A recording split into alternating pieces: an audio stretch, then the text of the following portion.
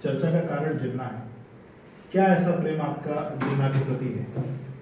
मेरा कोई प्रेम नहीं है, जिन्ना कोई मुद्दा नहीं है।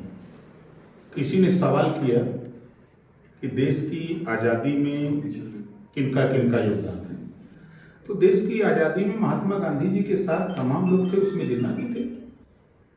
और मैंने तो देखा कि हमारे तो ये कहा कि उनको पहला प्रधानमंत्री बनाया था, तो कोई दिक्कत नहीं। हाँ जी बिल्कुल। जब लोगों ने कहा कि देश का बंटवारा क्यों हो गया, अगर जिन्ना को प्रधानमंत्री बना देते तो बंटवारा नहीं होता। आज जरूरत देखिए, आज देश में जरूरत है जातिवाद जनगणना की। महंगाई जो चरम पे है, आसमान पे है, चाहे वो गैस सिलेंडर 400 से ले गए 1000 पहुंचा दिए, सरसों का तेल 50 से 200 पहुंचा दिए हैं, अरहर की दाल 55 रुपया से 125 बात कर दिए, पेट्रोल 60 से ले गए 100 का, डीजल। पर इन सब के बीच में जिन्ना कहाँ है? जो मेरा सवाल ये है, जिन्ना को लाना इन सब के बीच में, क्या लगता है कि ये अहम जो मेन मुद्दे हैं उनसे भटकाना नहीं है? ये मुद्दे से भटकाना नहीं, ये भारतीय जनता पार्टी की साजिश है। पर शुरुआत तो अखिलेश जी ने की, आपके सहयोगी हैं। अखिलेश जी ने क्या बोला है उसको जरा पूरा वीडियो देख लीजिए। अखिलेश जी ने जो बोला है कि सरदार वल्लभ भाई पटेल, महात्मा गांधी, चंद्रशेखर आजाद, भगत सिंह और जिन्ना, ये सारे लोग मिल करके देश की आजादी की लड़ाई लड़े हैं और एक ही साथ एक यूनिवर्सिटी में पढ़े हैं, तो काबुरा बोल दिया। पहले तो टू नेशन थ्योरी के एक तरीके से की टू नेशन थ्योरी थी, हिंदुस्तान को अलग किया, पाकिस्तान अलग बनाया, मुस्लिमों को एक अलग। क्या ये नहीं हुआ जो हुआ? ये गलत बात है, ये आरएसएस की साजिश रही है। उस समय हिंदू महासभा की साजिश रही है। कोई नहीं चाहता कि अपने घर में बंटवारा हो, लेकिन ये आरएसएस और हिंदू महासभा के लोगों ने ये ड्रामा किया, जिसकी वजह से ये सब चीजें पैदा हुई हैं। भारतीय जनता पार्टी के प्रदेश अध्यक्ष स्वतंत्र सिंह कह रहे हैं कुछ दिनों में लोग सीना चीर के जिन्ना की तस्वीर दिखाएंगे। इस नाते वो कह रहे हैं कि वो जब भारतीय जनता पार्टी की बैठक होती है तो स्टूल पर बैठते हैं, जितना औकात उनकी है। 52% आबादी पिछड़ों की है, पिछड़ों को ये जलील करते हैं, बेइज्जत करते हैं। उस बीच में स्टूल पर बैठ करके ये कभी 69,000 शिक्षक भर्ती पे इनकी जबान नहीं खुलती है कि आज कम से कम नहीं, हमको अंदाजा कि 6 महीने से बच्चे धरना पर बैठे हैं, इनकी जबान नहीं खुलेगी। महंगाई पे इनकी जबान नहीं खुलेगी, जातिवाद जनगणना पे जबान नहीं खुलेगी, सामाजिक न्याय समिति की रिपोर्ट पे जबान नहीं खुलेगी, एक प्रदेश में एक समान अनिवार्य शिक्षा लागू, इस पे जबान नहीं खुलेगी। लेकिन इनकी जबान खुलती है, खाली वही जबान की खुलती है कि किसी तरह जो है हिंदू मुसलमान किया जाए, भारत पाकिस्तान किया जाए, मंदिर मस्जिद का झगड़ा लगाया जाए।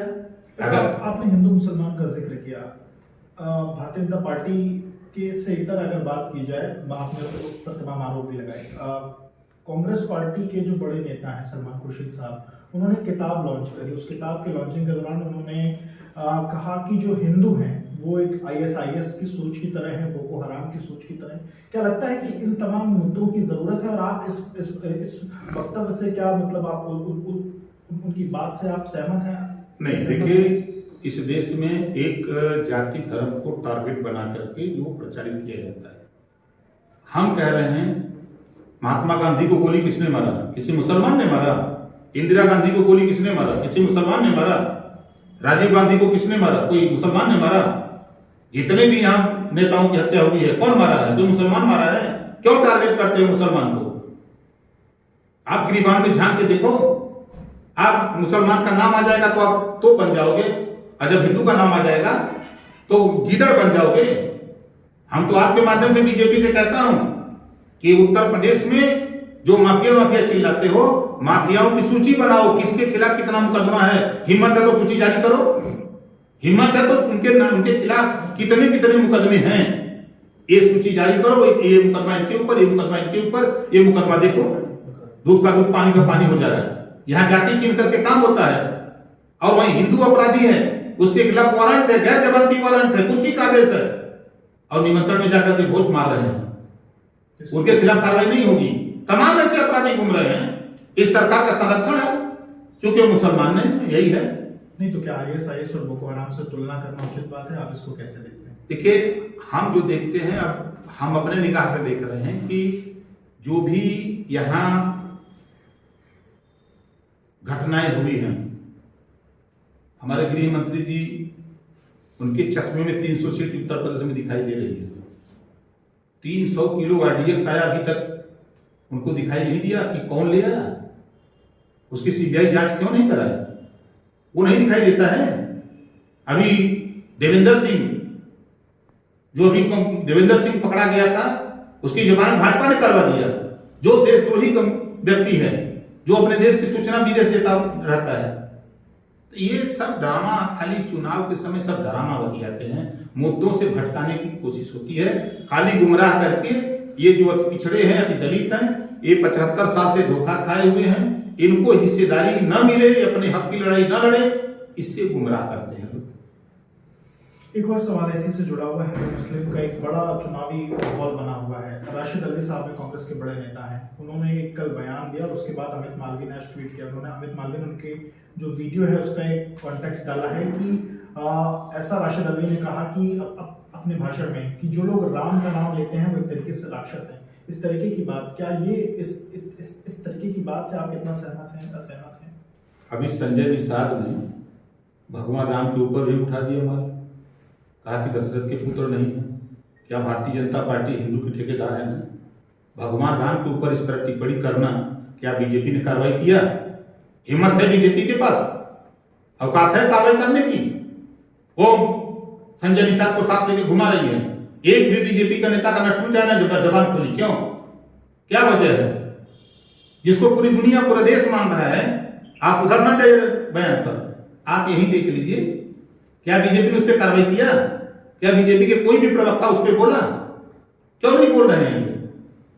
वो करे तो रासलीला, वो बोले तो रासलीला दिखती है, और दूसरा कोई करे तो करैक्टर ढीला दिखता है।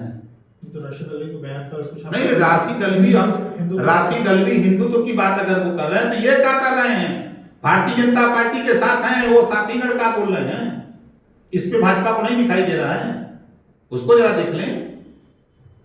अभी जो बयान देखा हमने, सांसद जी ने बोला, लेकिन हिम्मत नहीं है उसके खिलाफ कार्रवाई करने की। अगर वहीं कोई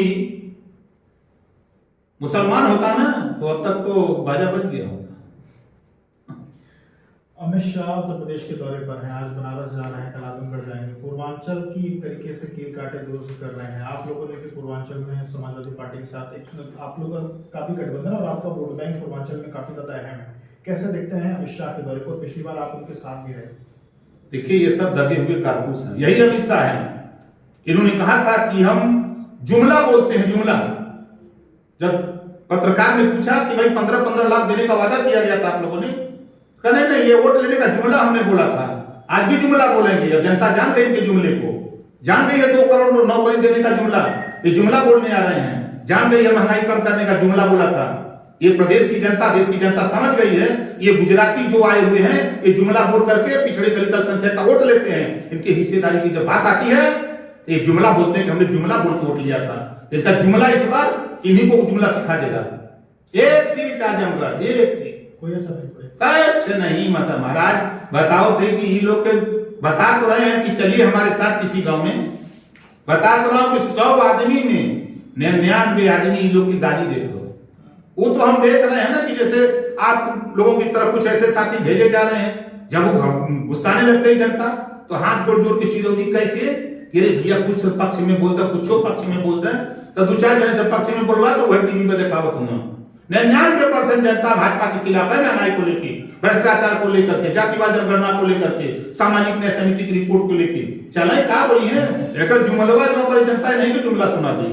कितना इम्पैक्ट पूर्वांचल में? कुछ नहीं, भाजपा गई। आप देखिएगा ना, चुनाव का बिल्कुल बजट दीजिए ना, आप देख लीजिएगा कि बंगाल में नारा लगा है, खेला हो गई। अब यूपी की जनता नारा लगा रही है, खदेड़ा हो गई। किसान बेचारा दिन भर धान काटत पीटता, राती के बेचारा बुजुर्ग 50 साल, 60 साल, 80 साल का बुजुर्ग नौजवान डंडा लेके अपन धान बोलत हो ठंडी में। या तो जुमला बोला, अन्ना पशु मिलते थे बुंदेलखंड। ये लोग इतना विकास किए, किसानों का मिल के अन्ना पशु भिड़ा दिए पूरा उत्तर प्रदेश में। किसान खोजा थे लोग का डंडा लेके। सवाल, प्रधानमंत्री मोदी भी उत्तर प्रदेश के दौरे पर आ रहे हैं, 16 को आएंगे और पूर्वांचल एक्सप्रेसवे पे फाइटर प्लेन्स उतरने वाले हैं।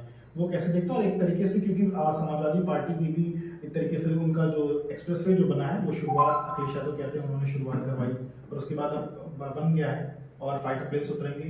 प्रदेश के विकास की स्थिति के हिसाब से कैसे देखते हैं?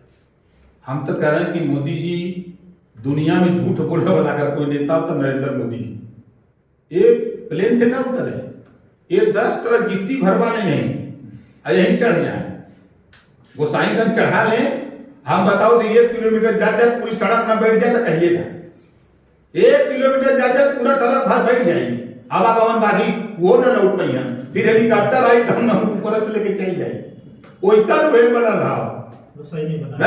अभी तक सब पानी पड़ल तो दरे दरे भाव मजे मजे का भाव खड़ होगा।